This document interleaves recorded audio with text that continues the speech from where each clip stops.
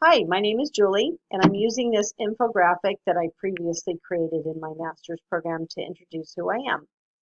The first thing about me is I was born December 25th. My great grandfather and grandmother were also born that day, so I feel pretty lucky to share their birthday. In my hobbies, I like to make jewelry. This is one of my necklaces. It is crocheted wire with Swarovski crystals and pearls. I like to knit. I like to draw in color, and this is Zentangle, which is a form of doodling, and I've drawn this as well. I like to go to Disneyland, live theater, and I also like to listen to music, and I can always find some music to fit my mood.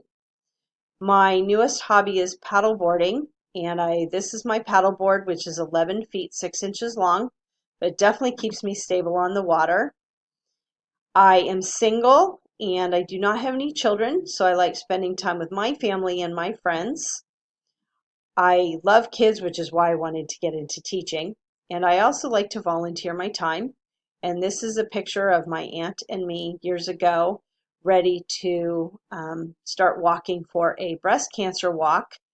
And we've walked 60 miles over 3 days, and we've done that a couple of times. It's one of the most rewarding experiences that I've ever done.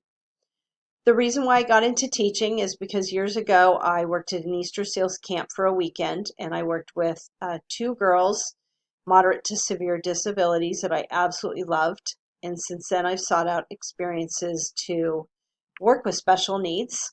I have volunteered in friends' classrooms as well as done some field work in a special education school.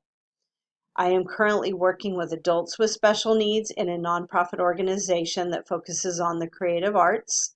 I am the academic instructor, but I also work with them on some art and also creating some jewelry as well. I also work in the Fullerton School District as a special ed aide in a mild to moderate or moderate to severe classroom. Thank you for listening.